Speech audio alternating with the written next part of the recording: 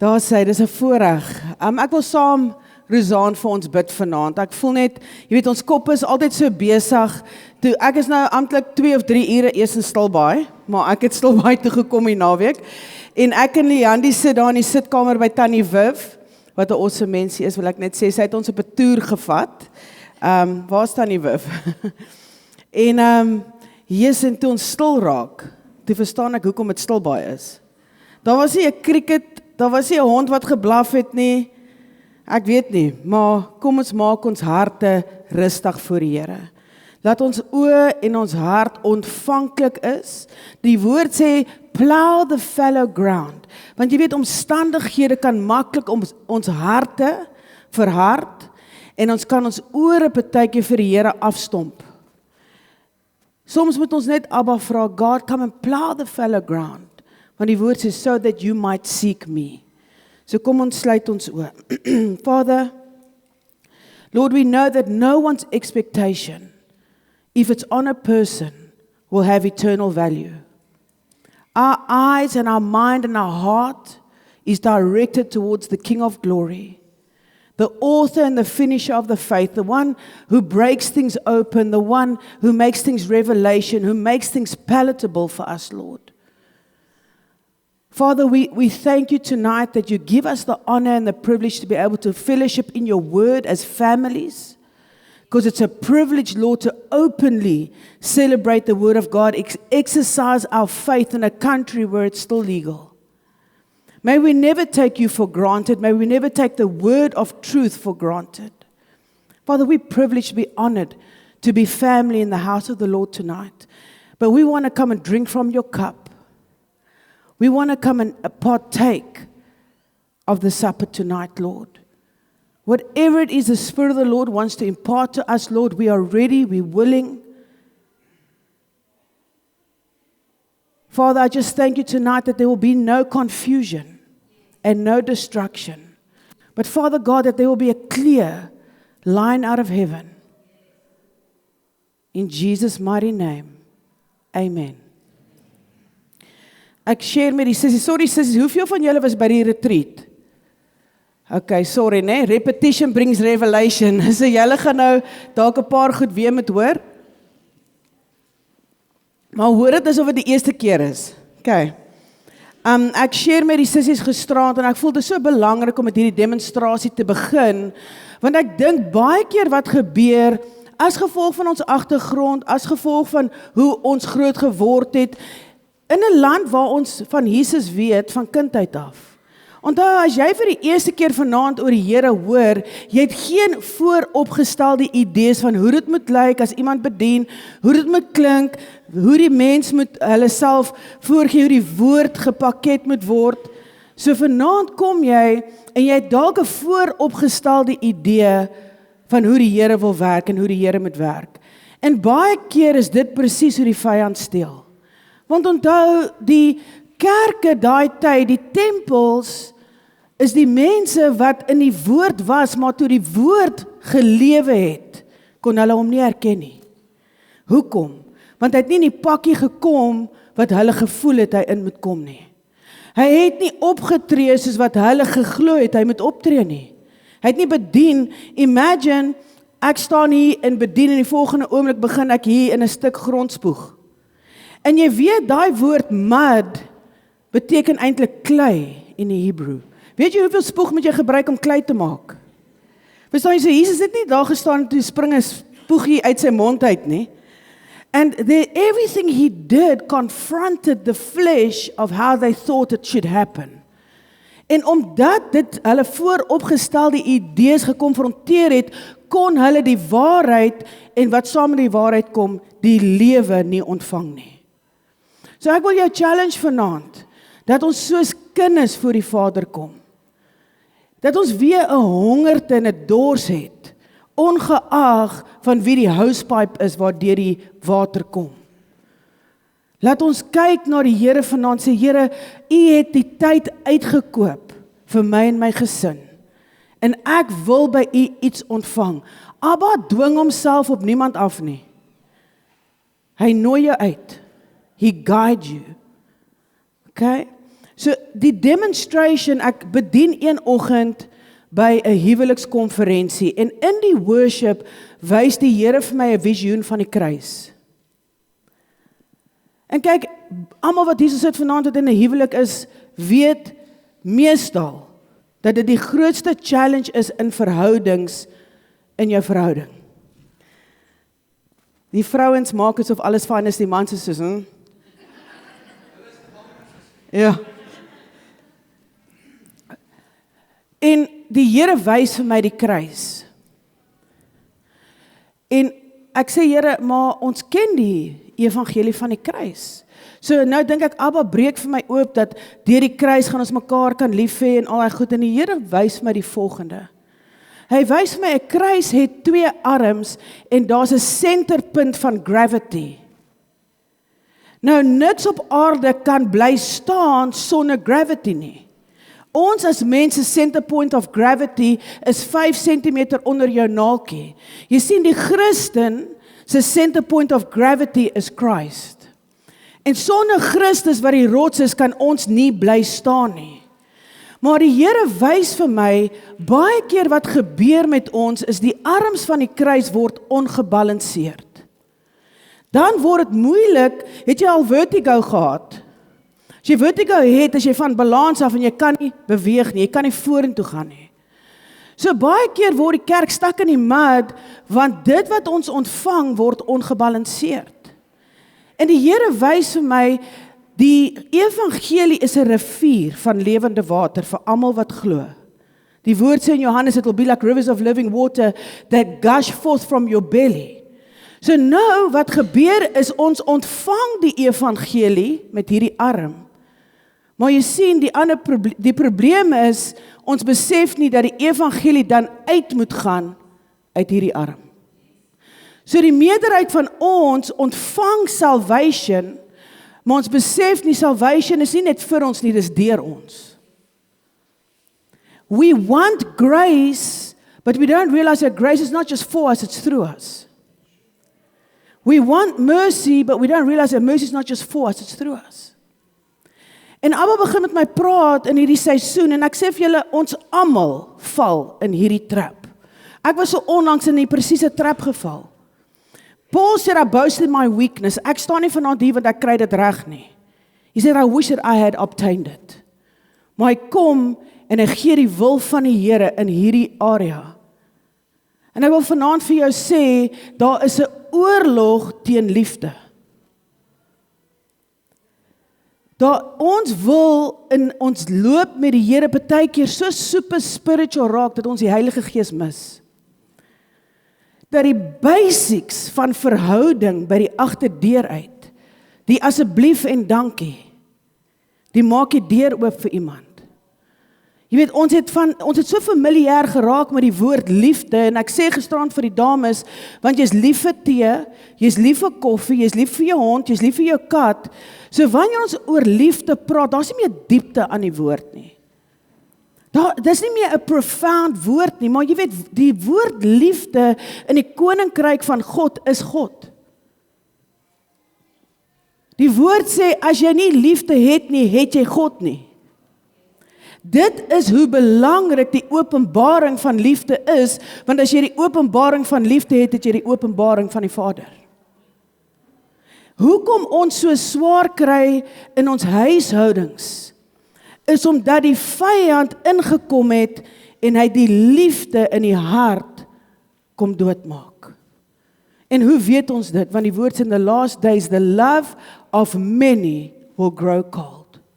So ons kry 'n klomp goed reg, ons kry dit reg om kerk toe te gaan, ons kry dit reg om kamp toe te gaan, ons kry dit reg om werk toe te gaan, ons kry al hierdie goed reg en we're doing good things. Ons gaan sport toe, sit kos op die tafel, ons lees ons Bybel, maar ek wil jou vanaand vra, hoe gaan dit in die arena van liefde?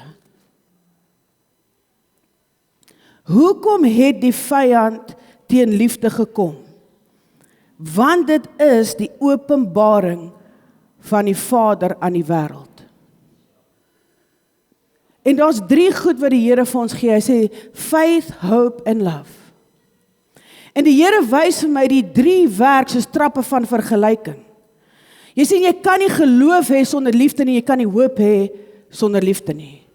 Jy kan nie geloof hê sonder hoop nie, en jy kan nie hoop hê sonder liefde nie. Want die woord sê vir ons, Hebreërs 11 vers 1, because faith is the substance of things hoped for. So as die vyand vir jou liefde kom, val hy jou hoop aan. En as hy jou hoop aanval, val hy jou geloof aan. Dis hoekom toe COVID kom, was die kerk net so bang soos die wêreld. Kyk, alles was gesanitize. Jou man moes by die huis stort in die klere in die wasmasjien. Verstaan jy, as jy by die huis instap, jy is al uitgedroog, soos daai ouma op Ice Age, van al die hand sanitizer. It's a little bit salty. Ons is soos biltong uitgedroog, maar ons vertrou die Here gaan ons genees. Maar wie van julle het agterkom in COVID, you could get oxygen, but you couldn't get breath. Because Jesus is the Ruach HaKodesh, the breath of life. Wie het in COVID agtergekom, dat jy kon 'n werk gehad het vir 20 jaar, maar nou is jou baas nie meer jou voorsiener nie. Maar tog in COVID het ons ook geleer dat ons bietjie mekaar se teenwoordigheid moet sit. Kom jy met 'n skrik agter, jy moet nou eintlik vir jou kind sit en kyk heeldag lank. Kyk vir hom soos 'n bees vir 'n nuwe hek. Weet nie wat om met hom te doen nie, want jy sien hom nooit nie. 70% van die dag lewe ons verby mekaar. En die Here begin met my journey oor die toestand van die geloof in die liggaam. En as die liggaam nie geloof, hoop en liefde het nie, wat se hoop het die wêreld? Ek wil vanaand vir julle net ietsie vinnig share. Ons is by so 'n leiersding in Potch. Daar's 'n oom daar gewees, sy naam is Pieter Rasmussen. Hy doen statistics van die liggaam vir 'n lewe. Hy het 55 kerke reg oor die wêreld geplant wat kerke reproduce. So dis hoofkerk en dan hulle klein kerke onder hulle. Sy hart is die liggaam en om die evangelie te verkondig, maar sy werk is statistics. So wat hy doen is hy bestudeer statistics vir 'n lewe om te kyk wat is die toestand van die mensdom oor die wêreld. En hy sê teen die jaar 2030 gaan 65% van Christene uit Afrika uitkom. Want die wêreld is post-church.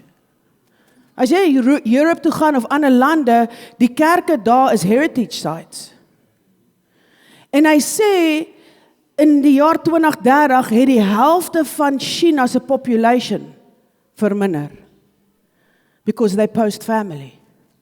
En ek was in Japan die begin van die jaar, en ek het altyd gedink, die Here gaan my na 'n derde wêreld land toe vat, om my iets te leer. Jy voel altyd, jy moet na die lande toe gaan, waar, jy weet, in Asia gaan jy na die tribes toe, of jy gaan in ander lande, waar hulle baie minder het, sodat dit jou kan impak. Maar die Here vat my na 'n eerste wêreldland toe, wat alles het. Om vir my te wys wat ware rykdom is. Vir so lank glo ons die leuen in ons land dat ons arm is. Want ons het vergeet wat rykdom is. Dat dit iets is wat geld nie kan koop nie. Ek sê vir julle, ek loop daar by die publieke toilette in, en as jy die deur oopmaak, dan is daar 'n sensor op die toilet, dan lig die sitplek self. Dan is daar so 'n masjienkie wat vir jou sing. En ek sê vir die vrou, hoorie, so what's with this thing in the toilet? En sy sê vir my, nee, dis sodat jy nie stage fright kry nie. Ek sê, nee, chom, daai ding gee my stage fright. Verstaan, jy wil net gaan in jou besigheid doen, nou sing die toilet vir jou. Maar die beginsel agter dit is sodat jy kan kalmeer. Hulle is so ingestel op die need van mens, dat hulle hele land gemanufacture word op die gemak van die mens. Jy eet net Wagyu beef, hulle beeste word wyn gevoer. Kyk, Japan is nie China nie.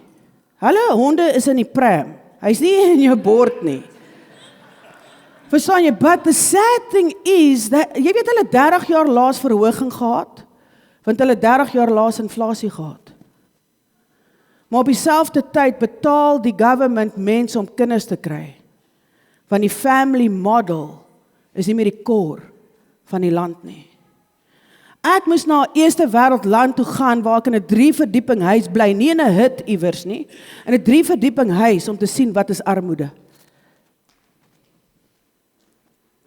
Because with everything that money could buy, they have the highest suicide rate in the world today. Ek moes sien hoe die Heilige Gees in die bors van 'n 10-jarige seun gaan en die wyl van dood van sy oë aflig en die lewe kom om te besef wat is rykdom. That God would send us 1,000+ kilometers away to give them something their money couldn't buy. En ons sit hier so as 'n land en laat Trump toe om ons arm te noem.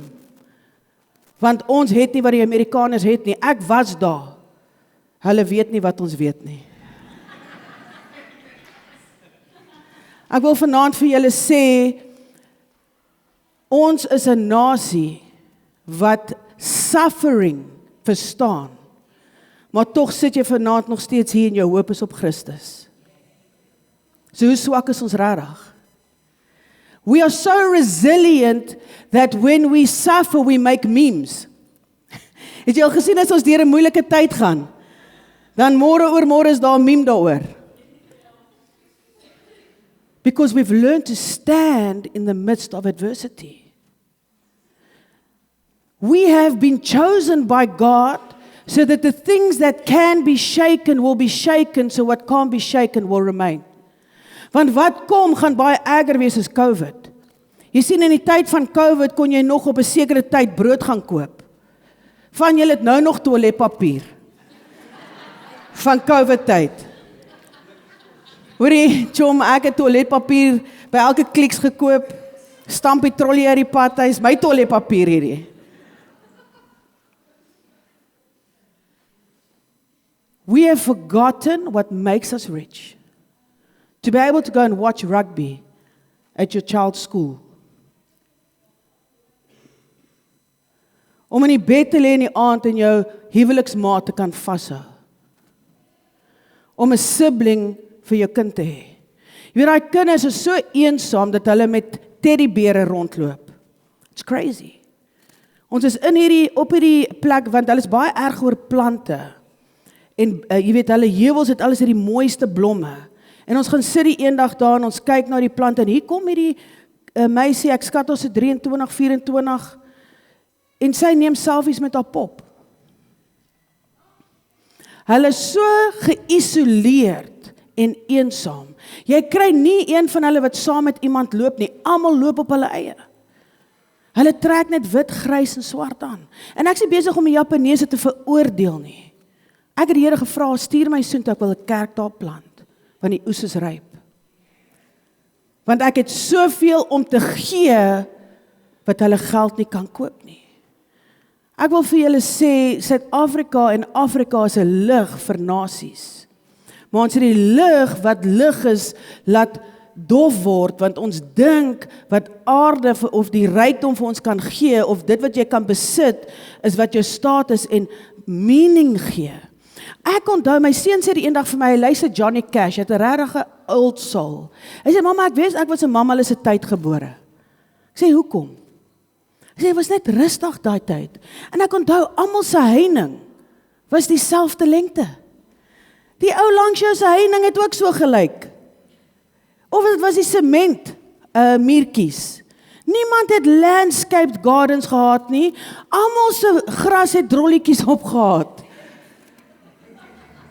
Vandag betaal mense meer vir 'n tuin as wat baie mense kan betaal vir 3 maande se kos.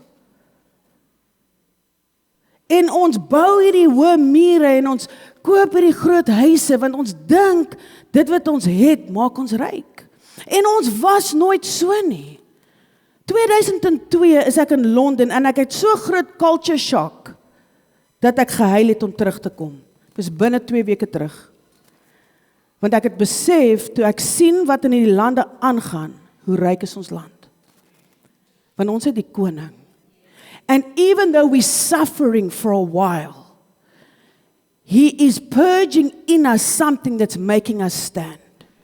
En wanneer die wêreld gaan swaar kry, gaan ons bly staan.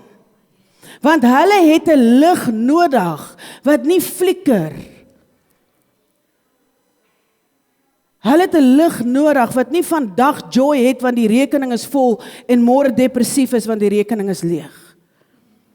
So you know what God's doing? He's cultivating a stability. Ons kan nie bipolêre Christene wees nie. Want die wêreld het standvastigheid nodig. Het jy al gesien as jy in die see is en jy voel onstuimig?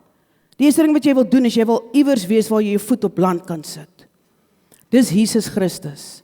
Nêrens in die wêreld is daar stabiliteit wat Jesus vir 'n mens kan gee nie. Want selfs die mooi huise, aardbewing, ek was juis in Japan want ek het 4 jaar terug 'n droom gekry waar die Here vir my in die droom gesê het, gaan Japan toe en waarsku hulle want daar kom 'n aardbewing wat hulle in 2 gaan skeer. En ek Google toe en daar is 'n Tokyo fault line. En nou praat die nuus van dit. Nie omdat ek nou so profeties is nie, maar God is lief, hy is lief vir Nineveh. Nineveh wasn't about Jonah. It was about the people that didn't know their left hand from their right hand. En ons sit hier en ons word groot met Christus en dit challenge ons nie meer nie, so ons ken nie vervolging vir ons geloof nie, so ons vervolg mekaar. Dis bitter hartseer. Abba praat met ons as die kerk, want what distinguishes us as God's people? Ek wil vir julle gebed lees wat Jesus gebid het aan sy Vader. Maak jou hart oop vanaand, wat die koning van alle konings bid. Hy het soveel goed wat hy kan bid. En hy kom voor die Vader, want die tyd het gekom, en hy weet, hy gaan na huis toe, maar sy kop en sy hart is nie op homself nie. Sy hart is op ons. En hy sê, Jesus, hy sê in Johannes 17:20-23, my prayer is not for them alone. I pray also for those who will believe in me through their message. Hy sê, I'm not just praying for my children. Met ander woorde, die disippels wat hom klaar ken en die kerk wat hom klaar ken. Hy sê, ek bid vir die wat deur hulle my sal leer ken. That all of them may be one, Father, just as you are in me and I am in you. May they also be in us so that the world may believe that you have sent me. Jy sien, liefde bring eenheid. En eenheid sê vir die wêreld, hierdie is a peculiar people. Jy sien, Jesus is a body. No. Jesus, he had a body, the body was sacrificed, and then the resurrected body was me and you. Toe die Here uit die dood uit opstaan, en na die Vader toe gaan, toe word hy die kop van 'n liggaam. That is why the enemy uses people to tell you that you don't matter. En jy nie waarde het nie. Van geboorte van die baarmoeder gebruik die vyand mense. En weet jy wie daai mense is meeste van die tyd? Kinders van die Here. As ons nie vanaand eerlik kan wees met onsself nie. Paul boasted in his weakness, so that God could be glorified. Dis hoekom hy sê, I haven't obtained this. The more I try to stop coveting, the more I coveted. But didn't take away the fact that he was there to represent Christ well. Wat is die wil van die Here? I have given them the glory that you gave me. I have given them the glory that you gave me. Why does Christ give us glory? Is it so that we can be glorified? So that through us the world can see Him. To disqualify people as a representative of Christ is hypocritical. Jou man is dalk nie jou vorm van wat 'n Christen moet wees nie. Maar Jesus het hom ook gemaak. Jou vrou is dalk nie wat jy dink en waar sy moet wees nie, maar Jesus het haar ook gemaak. Jare terug was dit makliker vir my om mense buitekant my huis te vergewe, as wat dit was om mense binne my huis te vergewe. Die Here sê vir my, if you love those who are easy to love, you know better than the tax collectors. En in my seerste plek, in my grootste slypsteen, challenge die Here my, om lief te hê, waar die moeilikste is. Jy sien, ons het in ons harte besluit wat die waarde van mens is. Because we forgot what makes us rich. Die mees kosbare besitting wat jy ooit kan besit, is verhouding. En hy sê, so that they may be brought to complete unity, then the world will know that you sent me and have loved them even as you love me. Skus, ek soek net gou. Ek wil vir julle 'n skrif lees uit Korintiërs 12. Ek doen 'n beroep op jou hart vanaand. Jy weet, I feel like the body of Christ is over indoctrinated. Prophesied to, ministered to. We have got so much access to the tree of knowledge of good and evil. Ons is so vol van Opinie 3 vers 3. Ons het al ons vooropgestelde idees en weet jy wat, ons vervolg mekaar as gevolg van dit. Maar hoor wat sê die woord vanaand. Yes, the body has many different parts, not just one part. If the foot says, I'm not part of the body because I'm not a hand, that does not make it any less part of the body. And if the ear says, I'm not part of the body because I'm not an eye, that would make it, would that make it any less a part of the body? If the whole body were an eye, how would you hear? Weet jy, kom ons nie vorentoe gaan nie, ons het vertigo. Want ons wil net een deel wees, en ons sluit die res van die liggaam af. We isolate ourselves from the body unhealthily and we think it pleases God. And I'd say, if the whole body were an eye, how would you hear? Or if your whole body were an ear, how would you smell anything? Pride is not thinking too much of yourself. Pride is thinking you don't need the body. But our bodies have many parts and God has put each part just where He wants it. How strange a body would be if it only had one part. Yes, there are many parts, but only one body. The eye can never say to the hand, I don't need you.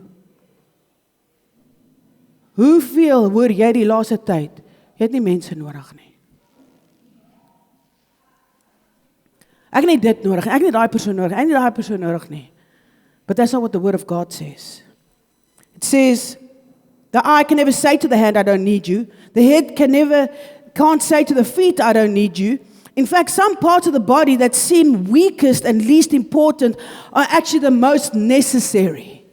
So die mense wat ons baie keer op afkyk, is die grootste deel wat die liggaam nodig het. Die mense wat jy besluit het, die Here kan nie met hom nou meer genade hê nie, want hoeveel langer moet die Here vir hom wag? Is die mense wat die meeste eer moet kry, sê die woord. Not because of what they're doing wrong, but because of their brokenness. And dan sê in fact, some parts of the body that seem weakest and least important are actually the most necessary. And the parts we regard as less honorable are those we clothe with the greatest care. Met ander woorde, die dele van die liggaam wat jy voel, die Here moet super teleurgesteld in hierdie mense wees, is eintlik die dele wat die meeste keer moet kry. You see, God operates an upside down kingdom. Jy weet, as jy in 'n land inkom en jy ry op die verkeerde kant van die pad, jy kan nie die reëls verander want jy het nou jou hele lewe lank op daai kant van die pad gery nie. You're going to cause a traffic jam. You might even cause an accident and be the result of death. Nee? So when in America you ride on the right side of the road, of wat ook al kant, ek weet net ons is heeltyd aan die verkeerde kant. Gelukkig is daai tye is groot, so as jy ons self kry, is jy weer oor die eiland. But we didn't change the rules because we came from South Africa and where we are, we do it like this. No, when in Rome, you do as the Romans do. When you come into the kingdom of God, how you think things should happen, you need to lay aside. Paulus said, lay aside the things that so easily beset you from running this race. Dis daai me, myself en I, van ek hef myself op bo die ander. En ons almal raak kwaad en ons almal raak teleurgesteld, 100%. You're not a good person because you make mistakes. The key lays in acknowledging the mistakes. Om te kan sê, weet jy wat? Dalk het ek gedink, ek's beter as my man. Dalk het ek gedink, ek's beter as my vrou. Dalk het ek gedink, ek's beter as my skoonma, of my skoonpa, of my skoon, wat ook al. Dalk het ek gedink, daai persoon, daai baas van my, wat so effen van die oggend tot die aand, verdien nie die mercy nie. Because when you become honest in your evaluation of yourself, there's no more time to evaluate what others deserve and don't deserve. And I say this makes for harmony among the members so that all members care for each other. If one part suffers, all the parts suffer with it. And if one part is honored, all parts are glad. Wanneer laas was jy gelukkig? Want die Here het iemand anderste gebruik. When last have you celebrated when the miracle didn't come through you? When last have you celebrated when God opens a door for somebody you thought He should close the door for? See, these are basics. Ek sê vir die dames hierdie naweek, my jongste seun is 13, die oudste een is 24. Nou ons sit om die tafel. Nou sny ek die jongste seun se vleis, sy steak. Nou check ek hierdie seun kyk vir my. Hy sê, "What's cooking here?" Nou sê ek gou nie eens sien nie, maar hy wag vir my om die hoekie. Hy sê, "Hoekom sny mamma nog Elijah se steak?" Ek sê, "Want as ek dit nie sny nie, gaan hy dit nie eet nie, dan vat hy dit en hy sit dit in die mikrogolf en sê hy's vol." Hy sê, "In plaas om dit te sny, sit by hom en wag tot hy dit klaar eet." En ek sê, "Hoekom? Die arme kind is nou eers 13. Hy gaan volgende jaar hoërskool toe, verstaan jy? En hy sê, "Exactly." En in daai oomblik openbaar Abba vir my iets. Hy sê, die kerk wil nie iets eet as iemand dit nie vir hulle opsny nie. Jy sien, die woord is nie moeilik nie, dis basic. Forgive, basic. Maar nou is forgiveness moeilik, so nou gaan koop jy 60 boeke oor vergifnis. Hoekom? Want Joyce Myers met jou steak sny. Anders dan gaan jy dit nie eet nie. We have overcomplicated the word of God to make it more palatable for the flesh. But the word was never written for the flesh. Die woord is geskryf vir die geesmens. Ons moet terugkom as die liggaam van Christus. En ons moet weer 'n calculation maak vir wat vir God belangrik is. What's important to us is not relevant because we are naturally gravitating to self. Hoekom? Want ons is gebore in die eerste Adam en hy het geval want hy het sy wil bo God se gestel. Toe kry ons 'n tweede Adam wat gesê het in die tuin toe sy bloed sweet en hy die curse redeem in 'n tuin waar dit gesteel is dit in 'n tuin geredeem. En hy sê, "Take away this cup of bitterness, but not my will, your will be done."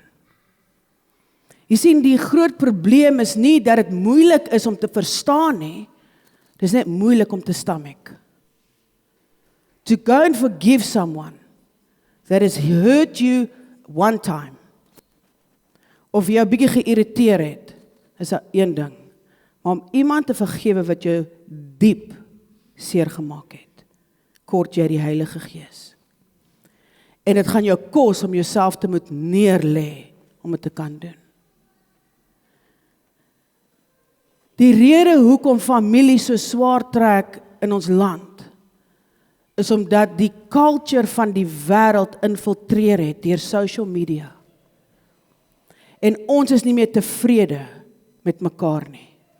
Ons is nie meer tevrede met hoe ons lyk nie. As ons blond is, wil ons donker wees. As ons hare krul is, wil ons hare reguit maak.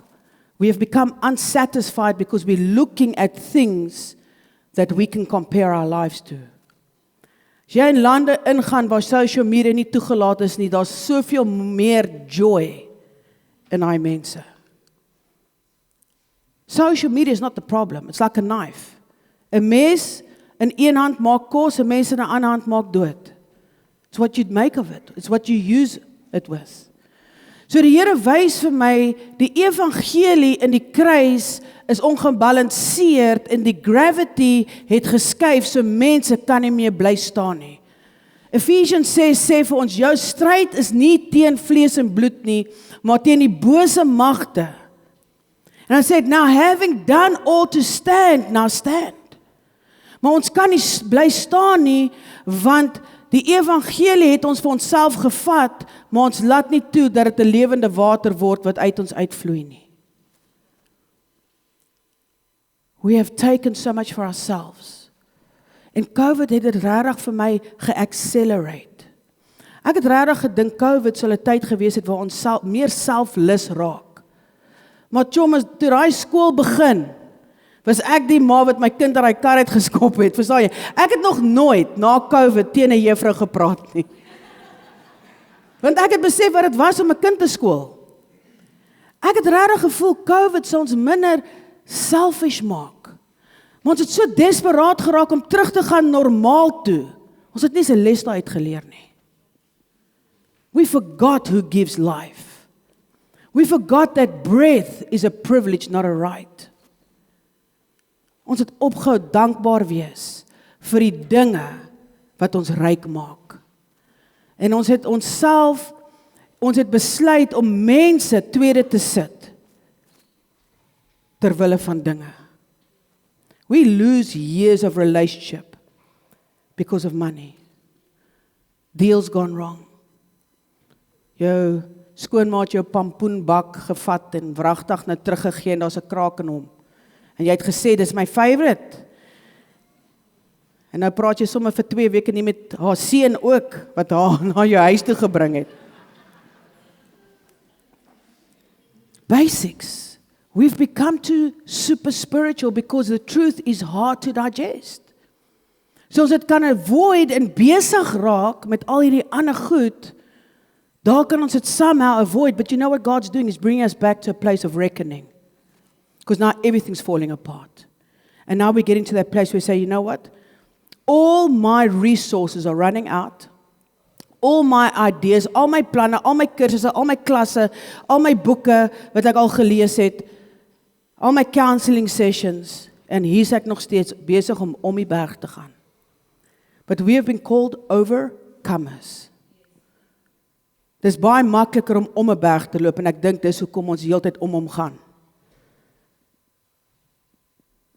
Dis moeilik om oor hom te gaan, maar as jy oor is jy oor. Die Here roep ons tot die plek waar die woord vir ons genoeg moet word. Dis hartseer om te weet dat ons die enigste geloof is wat ons geloof nie op een boek baseer nie. Enige ander geloof in die wêreld het een boek. Ons het 1 miljoen boeke oor ons boek. En ons glo makliker daai boeke is wat ons die boek glo. En ek wil vanaand vir jou 'n vraag vra. Sis, tot hoe laat het ek wil net monitor. Ek wil vanaand vir jou 'n vraag vra. Hoeveel van julle wat hierso sit vanaand is onder 'n jaar bekeer? Hoeveel van julle wat vanaand hierso sit is onder 2 jaar bekeer? Okay. Hoeveel van julle kan vir my 5 skrifte gee van wie Jesus Christus is?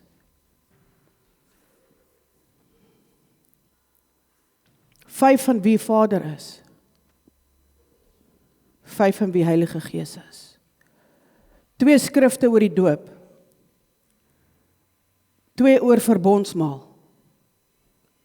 That's the foundation of our faith.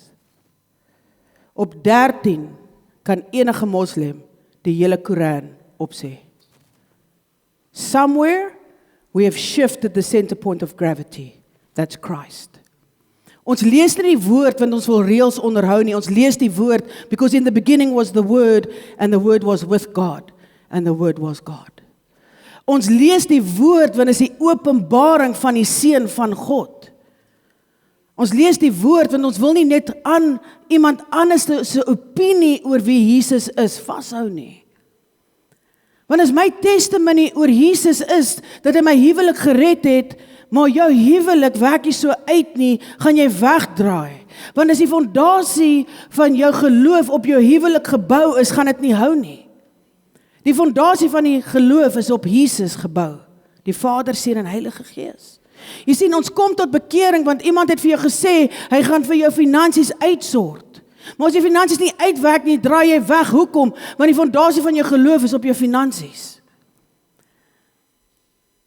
Die moslems sit nie daai iets by nie, maar tog is dit hulle wat tussen die stoele bid by die lughawe in besigheidstyd. As jy in die oggend besigheidsure vlieg, gaan jy hulle tussen die stoele kry. You know, in a Christian country, they have built prayer rooms for another faith. Want hulle geloof om te bid, ongeag van waar hulle is, het 'n ruimte geskep van ons moet vir die mense 'n plek gee om te bid. We have shifted the center point of gravity. As iemand vir jou sê, jy moet die evangelie gaan verkondig, dan hardloop jy en begin net werke doen. En as iemand vir jou sê, jy hoef niks te doen nie, want Christus het alles gedoen, dan sit jy en doen niks. Maar die waarheid, rightly divided, is because Christ did everything, now through you, He can do everything. You see, ons vat nie die woord en rightly divided. Ons vat nie die steak en eet hom so moeilik soos wat hy is. Peace and joy is a sign of the kingdom of God. Wanneer laas het jy vrede gehad? En wanneer laas het jy vreugde gehad? Ons het 'n verantwoordelikheid as die liggaam, want ons weet van Christus, meeste van ons hele lewe lank. Maar ek dink dit kan dalk die probleem wees. Ek dink ons het familier geraak met hom. Jy kan met enige missionary praat wat hierso sit. As jy in 'n land ingaan waar hulle nog nooit gevoel het dat 'n lewendige God aan hulle vat nie. Hulle ween maklik 2-3 ure aan mekaar. En dan begin hulle worship vir ure. Ons wil 2 stadiges en 1 vinniger. En dan wil jy by die huis kom want die lamp gaan brand. And then you say, Lord, let your fire fall. Fall on what? Because it only falls on sacrifice. To multiply and reproduce more Michelles. No, Michelle must die so that Christ can be reproduced. Ons moet op 'n plek kom waar die dinge wat werklik saak maak, die tyd hardloop uit. Ek's nie 'n end-time preacher nie, maar ek's 'n believer in die woord van God. En die woord sê, you will discern the season. En ons gaan met blind wees om te sê, die seisoen is nie hier nie. Ons sit om die tafel, elke persoon vanoggend om ons ontbyttafel, iewers in hulle familie het gedroom van die einde van die wêreld in die laaste 10 jaar. Die woord sê, the generation that sees these things will not pass away until it comes into fulfillment.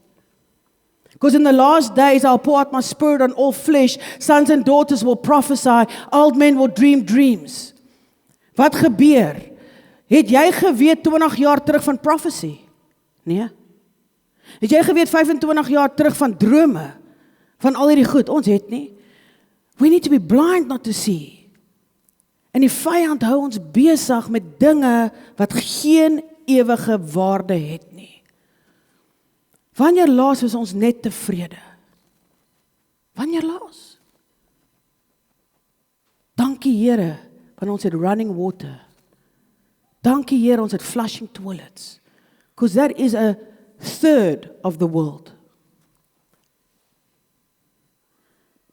Dis moeilik om in 'n land waar jy bederf is vir keuse, nog 'n waardering te hê vir die koning. Jy weet, as jy ryk koffie het, dan haal jy hom net uit as die familie by die huis is, maar as die mense kom kuier, dan haal jy Nespresso uit. Want jy voel amper skaam om Re-Coffee te drink. We're so spoiled for choice. 10, 15 years ago, it was only Re-Coffee, Koffiehuis en Frisco. Nou moet jy 'n manual hê om koffie te koop. Dis makka, latte, watte. Dan sê jy, okay, ek sal daai koffie drink. Hy sê hulle, okay, almond melk, oat melk, soy melk. Dis van wanneer of melk ons almonds? Verstaan jy, wat het gebeur met die mensdom? Ek het groot geword waar hulle koeie melk. Hier en daar 'n bok wat nie koeiemelk kan drink nie, nou is dit almos wat gemelk word en jy sien, we're so spoiled for choice. En dan sit jy en jy kyk vir daai Seattle bord asof jy die eerste keer gesien het. Jy weet wat jy gaan vat. Ek dink ek sal vandag 'n cappuccino vat en die ou agter is like every other day. Maar jy het nou keuses. I think that's the problem. The tree of knowledge of good and evil has made options possible. En die Here sê, eet van die boom van lewe. Who's the tree of life? Jesus. Van in die tuin was Jesus Christus nie genoeg nie. Toe sit in die wildernis. Mense vergeet waaruit God hulle bring uit Egypt, binne in 'n paar weke of wat ook al, dat hulle begin huil om terug te gaan. Het een van julle al ooit gestaan en visvang en toe split die water? Those people saw the most miraculous things. En hulle sê, o man, Egypt het ons vleis gehad. Ek was so, seriously? Maar is ons nie dieselfde nie? Die Here bring jou uit die wêreld en jy sê, kyk hoe goed gaan dit met die ouens in die wêreld. Let's do it. God's like, so, that leads to death. But I gave my son so that you will have eternal life. But eternal life is no longer something that we appreciate because we grew up knowing it. We've become familiar. Familiarity breeds contempt. Ons is nie meer opgewonde om die woord oop te maak nie. Ons is nie meer opgewonde om net by die Here iets te hoor nie. Ek onthou die een dag, ek sit op die bed en ek voel die roering van die Heilige Gees. En ek weet as ek sê, ek ervaar die Here het vir my iets gesê, dit defend mense. Maar ek wil vir jou sê, die woord sê, my sheep hear and obey my voice, the stranger will not follow. You should be hearing the voice of God. Because it's a relationship. En as jy nie sy stem hoor nie, met wie is die verhouding? En Abba sê, my people consult each other about my word, but they no longer consult me about people's words.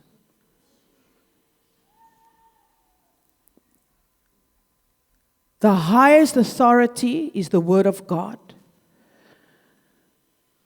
Maar omdat dit wat van ons vra, ons alles kos, het ons dit op 'n kant geskuif en ons het goed oor dit begin lees wat dit vir ons makliker maak. And die woord sê, in the last days, they will no longer sit under sound doctrine, but they will gather for themselves teachers that tell them what their ears itch to hear. As die Here sê, vergewe, vergewe. As die Here sê, repent, repent. Don't be like the first Adam. En die vyand kom en hy sê, o, so die Here het gesê, vergewe. Maar, die vyand sê vir Adam, so die Here, vir Eva, so God said that if you eat of this tree, you will surely die. He says, surely you will not die. You'll become like God. Die woorde van God was nie vir die eerste Adam genoeg nie. Toe kom die tweede Adam en hy word gedoop en die hemel maak oop en die Heilige Gees kom soos 'n duif op hom en Abba sê, behold my beloved son in who I am well pleased. Wat is die eerste ding wat die duiwel vir Jesus sê na sy 40 dae vas? So Jesus kom uit die doopwater, hy word in die woestyn ingelei, 40 dae later, nou is hy honger en hy's dors en sy vlees is swak. Die duiwel kom na hom toe en wat sê hy vir hom? Verander die brood, die klip in brood. En hy sê, if you are the son of God, change this stone into bread.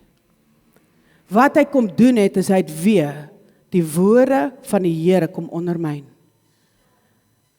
The reason we're not going forward, because blessed is the path of righteousness, is because we want to do it our way. And we want to live out our will. Ek wil vanaand vir jou kom challenge. Ek wil vanaand vir jou sê, ek sê nie counseling help nie, maar ek wil vir jou sê, die counselor gaan vir jou sê, sit jou vlees neer. Ek sê nie innerlike genesing help nie, but I'm saying you still have to put to death the flesh. The church is still alive. That's the problem. We are trying to fix the flesh instead of putting it down, crucifying it. Dis hoekom ons nog bang raak, offended raak, kwaad raak. Deur ons emosies geregeer word, because we haven't put to death the deeds of the flesh. Anger labels you a fool, sê die woord. Ons raak kwaad as iemand voor ons inry. En in die kerk kom ons in hande is op. We need to come back to the place and say, Lord, my flesh is still alive. Lord, my flesh is still alive. Stop trying to fix something God said, lay aside because it's tripping you up to finish this race.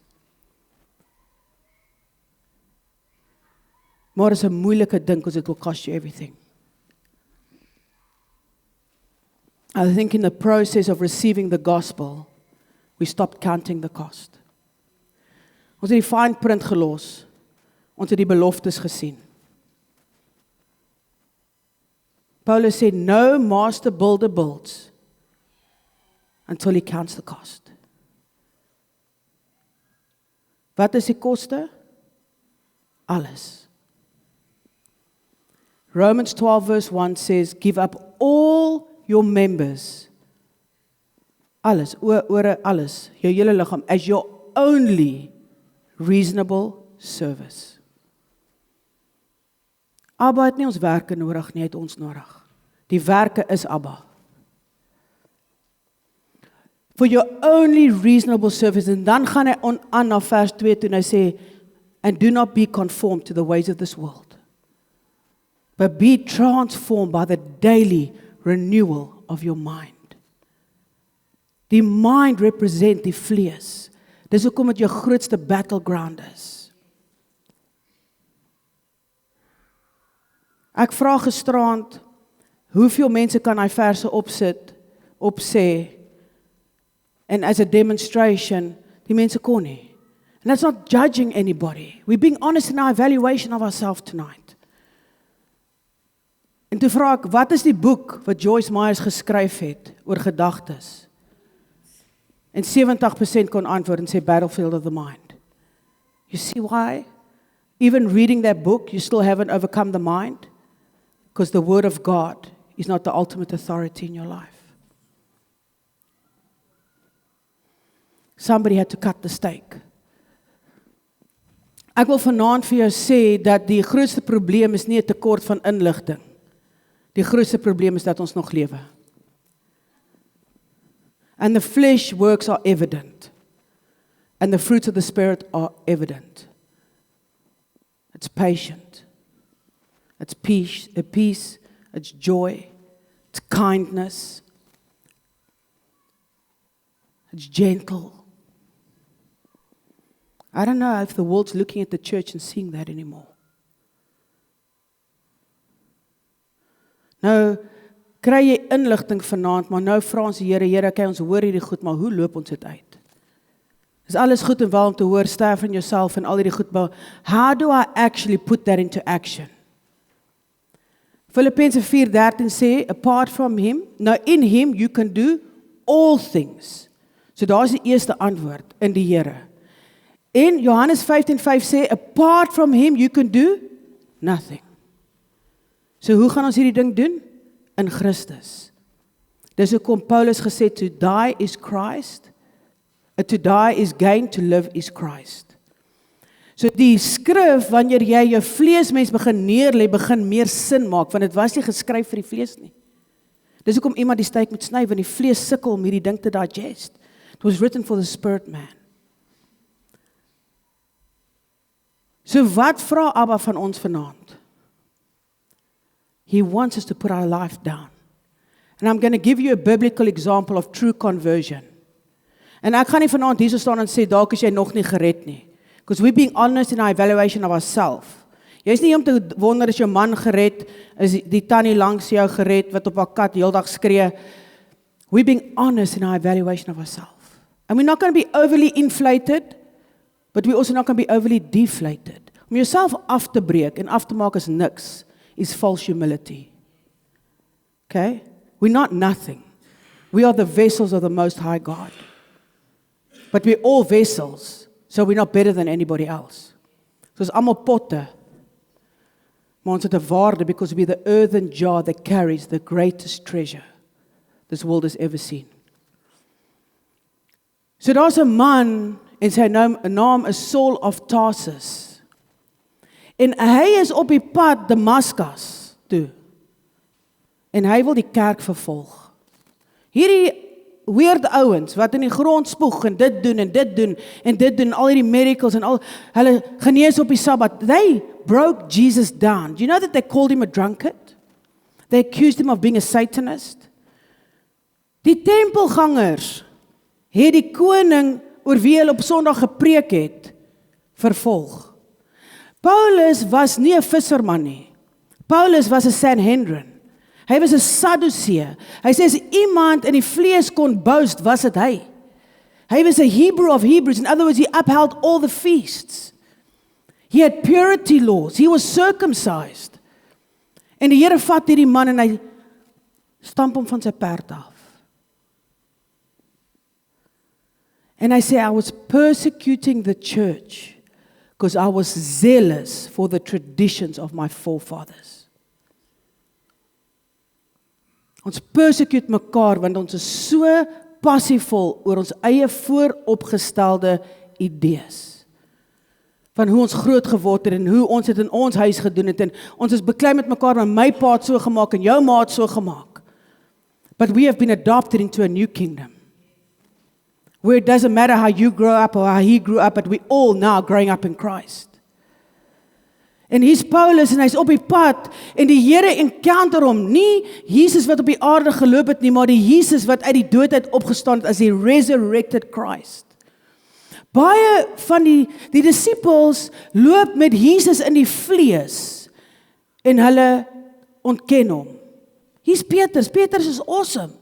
But he hadn't encountered the resurrected power of Christ. So he denies him. Petrus loop saam met Jesus, hy hoor die storie van die kruisiging, en he's like, we can't let that happen. He's like, where have you been all the time? That's why I came. Wat sê hy vir Petrus? Jy's 'n goeie chom. Hy sê, get behind me, Satan. Hoekom? Want hy het met die vlees gepraat. Want waar werk die duiwel? In the flesh. Peter was still in the flesh because the resurrection hadn't happened. En Jesus Christus encounter vir Paulus. Wat gebeur met hom? Hy gaan blind. Hoekom? Because if Paul didn't go blind, he would have had this amazing encounter, stood up and continued to persecute the church. Maar Saul van Tarsus, as ek vir mense praat van Saul, hulle weet nie wie dit is, hulle dink is die Ou Testament. Why? Because everybody knows the new man, Paul. Do people know the new man in your life? En die Here encounter hom 3 dae gaan hy blind. Hoekom? Because on the 3rd day he needed to be resurrected. Op die 3de dag kom Ananias en hy salf hom. Hoekom? Want die salwing val nie uit die hemel uit nie, dit kom deur mense. The people that we break down are the people that God uses. We are the vessels that carry the glory. Ons het dit gelees. Jesus sê, give them the glory. Not to glorify them, to glorify Him. But we're breaking down the very people that God has chosen to glorify Himself through. In the name of Jesus. Want ons klink heilig om dit te sê. But you cannot build Christ up while you break His body down. It's hypocritical. En hy gaan, en hy's op die pad, en sy chommies is saam met hom, en hy recruit die hele, because he wasn't alone when he encountered Christ. Want hulle kon hom hoor, maar hulle kon hom nie sien nie. Die ander mense. Of hulle kon sien en nie hoor nie. Hulle kon die lig sien, maar hulle kon nie hoor nie. En hier kom Ananias en hy salf hom, en die skille val af, en van daai oomblik af, loop hy as die nuwe man. If Paul didn't transform, he would have been a bipolar Christian. Because today he would be persecuting the church, and tomorrow he'd be building the church. En doen ons dit nie? Jy bou die kerk op as dit by jou vriendinne kom, maar jy breek die kerk af in die mense wat moeilik is om lief te hê. Guilty. I'm guilty. Are you willing tonight to say that you're guilty?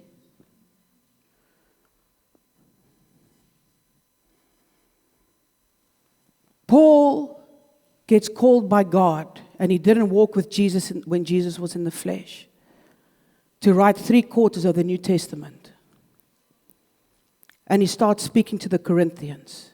He's like, guys, you can't do this. He starts speaking to the Galatians. He's saying, who's bewitched you? Gasspreker, Paulus, stap by die kerk van Galasië in, en hy sê, wie het julle onder 'n spel gesit?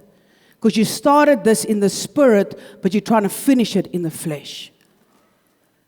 Jy kan nie vanaand sê, jy glo in Jesus Christus by means of the flesh.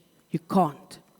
You know how I'm saying that? Because if you tell me tonight that you believe Jesus Christ died, and on the third day he was risen out of a grave that man could not move. Hy het sy doodsklere uitgetrek soos pyjamas. Hy het op die aarde rondgeloop vir 40 dae en die dooies het uit die graf uit opgestaan. Wat van daai storie is menslik moontlik? Niks. So you cannot receive the gospel by means of the flesh. You have to take your mind to a place that is supernatural. En jy sê vanaand vir my, maar ek glo Jesus het gesterf en hy het opgestaan. Maar ek vra jou vanaand, glo jy Jesus kan jou finansies verander? Dis maklik om te sê ek glo. Glo jy Jesus kan jou huwelik red? Dis maklik om te sê ek glo. We are getting challenged on our faith because we're going to have to raise the dead in this season. We're going to have to be fed by the sparrow. Because in COVID you could walk in and buy bread. There's coming a time that there will not be bread on the shelves to buy. As jy nie know, the word says if you cannot walk with men in the thickets, how will you run with horses? As ons nie geloof kan hê terwyl ons brood kan koop nie, hoe gaan ons geloof hê wanneer daar nie brood op die rak is nie? The truth is we need to be honest in our evaluation of ourselves because we are the country that forgot we need a savior. Because we've had him around for too long. That we've become familiar with him.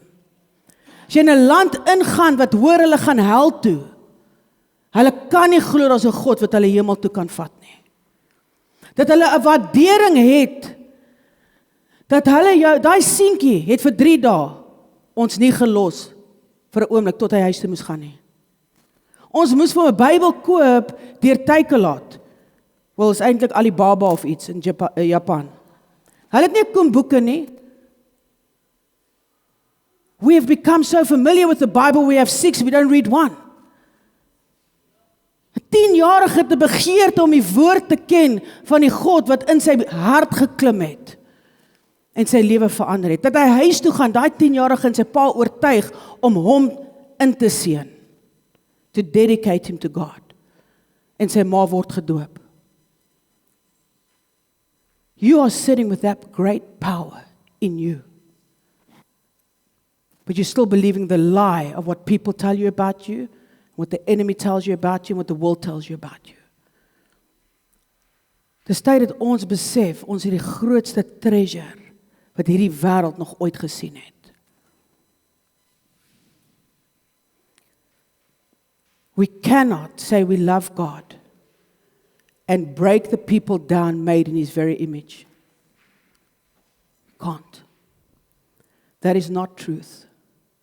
That's hypocrisy. And if we've been hypocrites, let's just say, God, I need a savior tonight. I need saving from my preconceived ideas, from my puffed upness. Jy weet as jy Psalm 23 in tweede pouse ken, jy dink jy het gearriveer. Why? Because the enemy's there, like a lion that crouches at a door. But can I tell you something about a lion? He isolates his prey before he attacks it.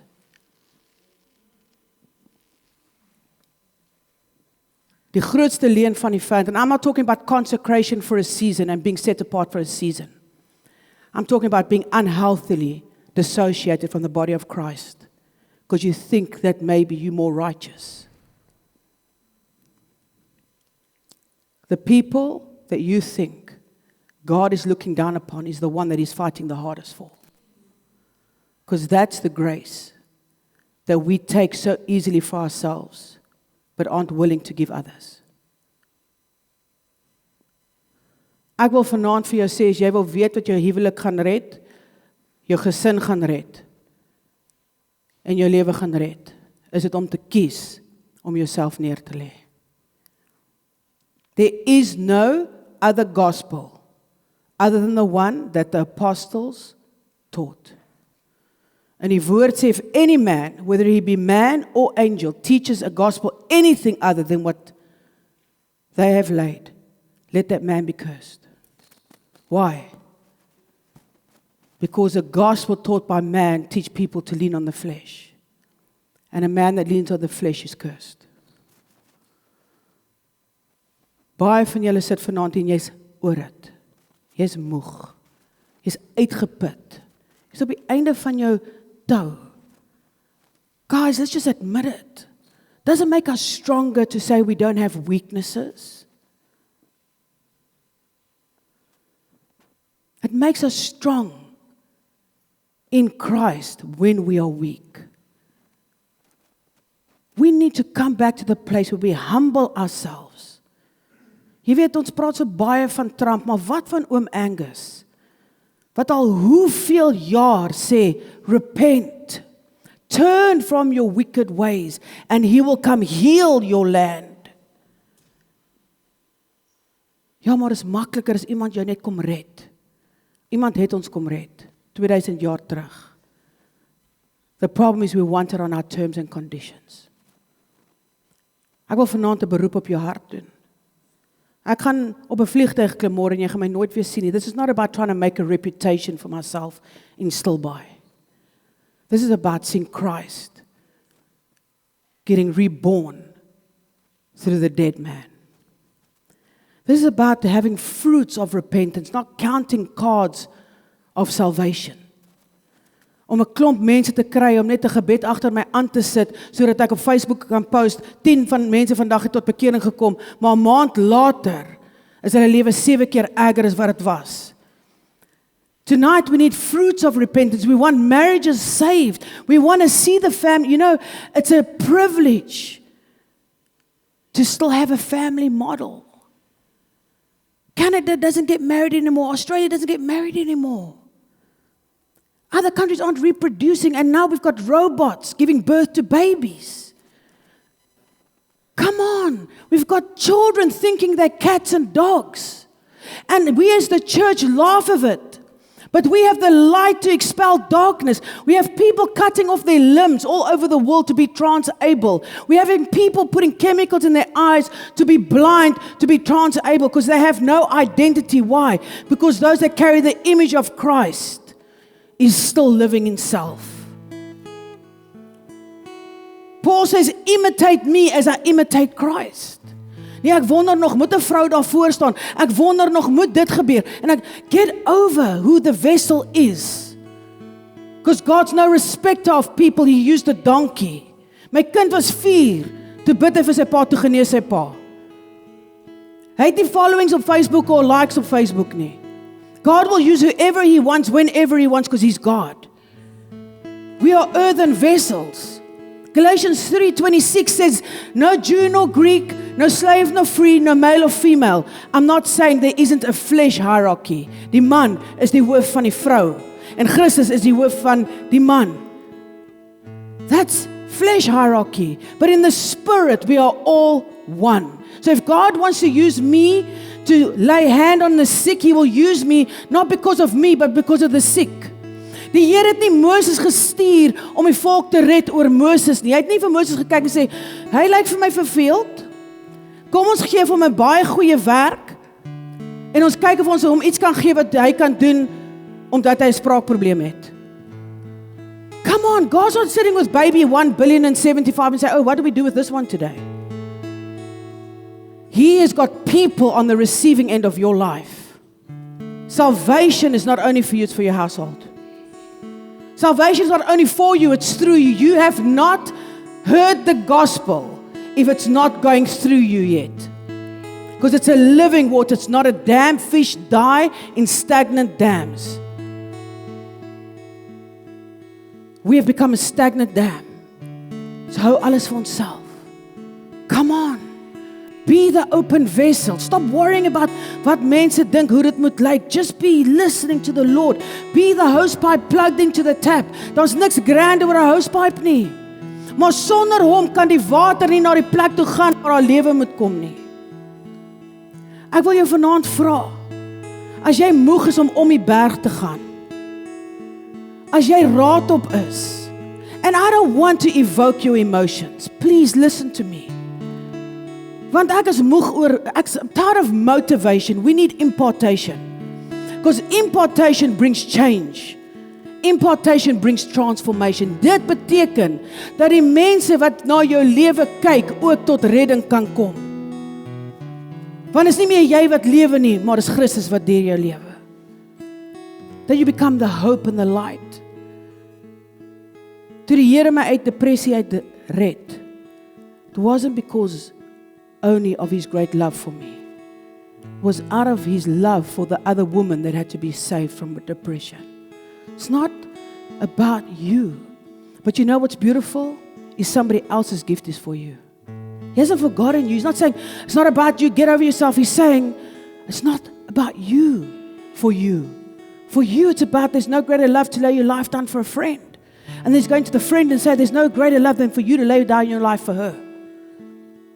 You see, we're unbalanced. Because we take one thing and dan hang ons so op die een ding. No, rightly divide the word of truth. It's not just for us. It's in us and it's through us. That is the love of God. The church has taken the grace of God and used it to live like the world.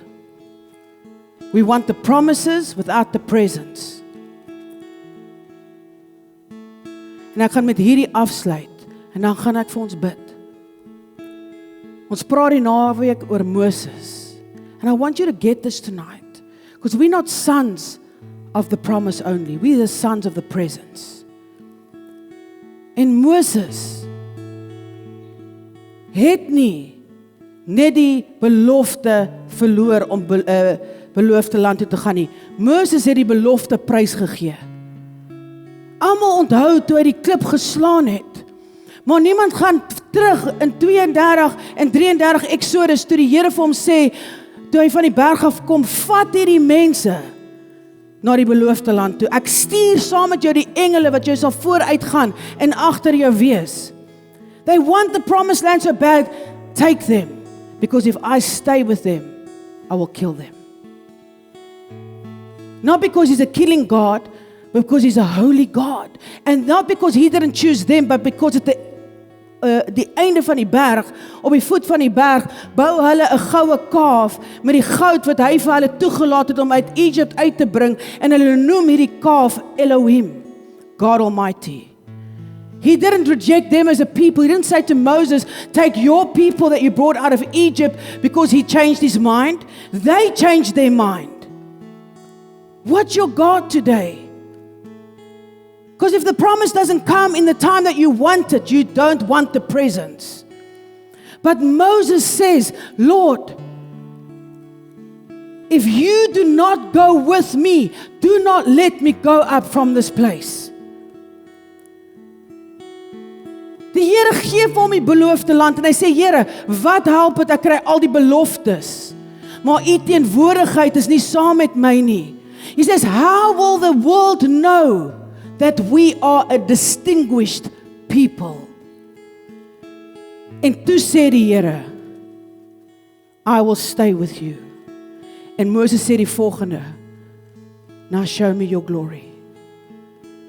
En die Here kom verby hom, en hy laat hom toe om hom van agterkant af te sien. You see, we think Moses lost, he didn't, he won. Because he put presence over promise. And even until the end of time, he's mentioned in Revelations as the end time prophet. Moses and Elijah. My vraag vanaand is, hoeveel van julle se salvation is gebou op die beloftes van God? En hoeveel is gebou op die teenwoordigheid van God? If his answer is no, will you stand? If his answer is no, will you still believe? If the healing doesn't come, is he still healer? If provision doesn't come, is he still provider? We receive the gospel that's a man. He's not the great I do, he's the great I am. Die Here het nie vir Moses gesê, gaan sê vir Farao, jy het my in die brandende bos gesien nie. He's saying, Lord, who will I tell them sent me? And I say, tell them, I am who I am. And that is how I will be remembered for all generations. Is wie God is vanaand vir jou genoeg? Of soek jy die God wat doen? Ons weet as jy in die God is wat is alles reeds gedoen. But I don't want to come and ask you to believe in God because of the promises tonight. I really want to challenge you and ask you, would you be satisfied if the answer stays no? If the promotion doesn't come? If the healing doesn't come? If the breakthrough doesn't come? If the husband doesn't change in the time that you thought he would change, in the way that you thought he would change? Would you still believe that he's God? Would you still remain standing? Sluit gou jou oë.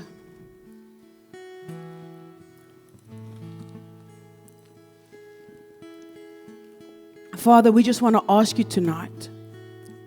Zechariah 4:6 says, not by might or by power, but by my Spirit. It is the goodness of God that leads to repentance. Father, you are good to us. You are merciful. You are great. Every day your mercies are new. You give us a new chance every day, Lord. Why can't we do the same for each other? Lord, we're tired of being full of self. We're tired of having our preconceived ideas. If it was working, we wouldn't be here tonight. But we have realized we have become disconnected from the vine. So we're feeling dead. We're feeling barren. We're feeling drought. We're not feeling being the oak of righteousness planted by the rivers where the leaves never dry out.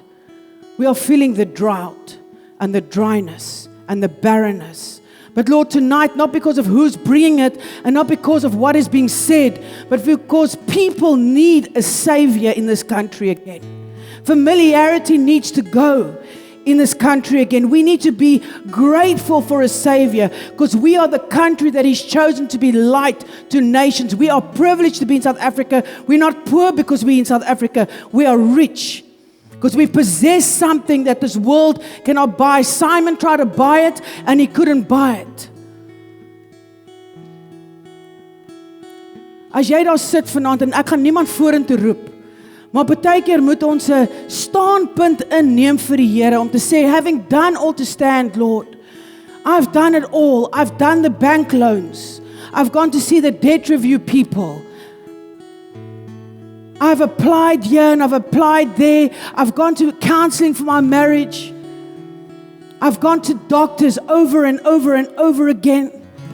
If you're coming to that place tonight where you're like, Lord, I'm tired of trying to sort this out in my flesh. I need Jesus Christ. Dan wil ek jou nooi vanaand, ons gaan net staan as 'n profetiese aksie vanaand in die teenwoordigheid van die Here, om vir hom te wys, having done all to stand now, Lord, take my feet out of the miry clay and put it upon the rock. The Lord says to Peter, who do you say I am? He says, you are the Son of God. He says, Simon, Peter, the rock, upon you I will build my church. It's the revelation of the need of the Son of God to be the rock that makes you stand. that upon that I'll build my church. So ek vra jou vanaand, ek gaan net soos tot 3 tel, as Holy Spirit works in your life and in your heart. Ek nooi jou uit vanaand. Waar jy is, hou jou oë toe. Ons is nie hier om te kyk wie dit om ons doen nie, but maybe, just maybe tonight, this is it for you.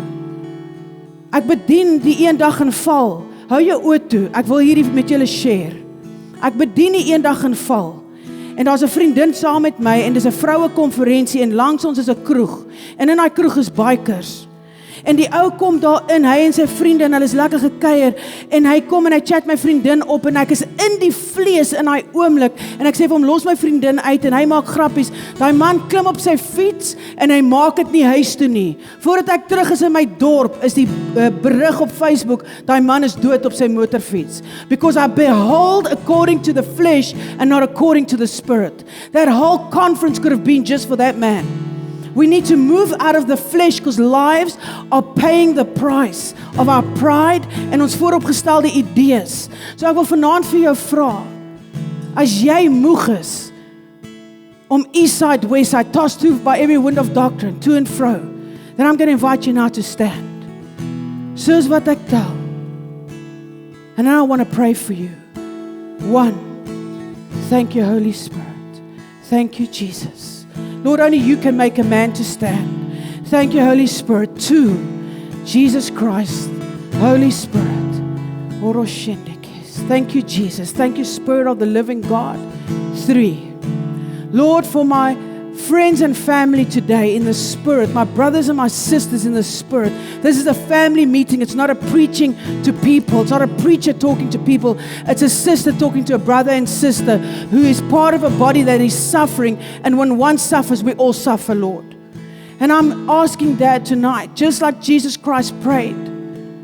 I'm asking, see their hearts, Lord. They're tired, they're weary. We are weary, Lord. We are hard pressed on every side, but not crushed. Father, we have gone through deep waters. It's not stupid things that we're going through. It's not petty things. It's serious things, Lord. It's serious hurt, betrayal, trauma, abuse, poverty. These are serious things, Lord. We can't just get over that. We need the Spirit of the living God to help us overcome. Because it's Christ in us, the hope of glory. Ek vra vanaand as jy wil en jy bereid is, dis 'n baie vinnige gebed en is nie die salvation prayer nie, dis 'n rededication prayer. Sê net agter my aan, Abba Vader, in die naam van Jesus Christus, in die teenwoordigheid van U Gees, kom ek vanaand en ek bely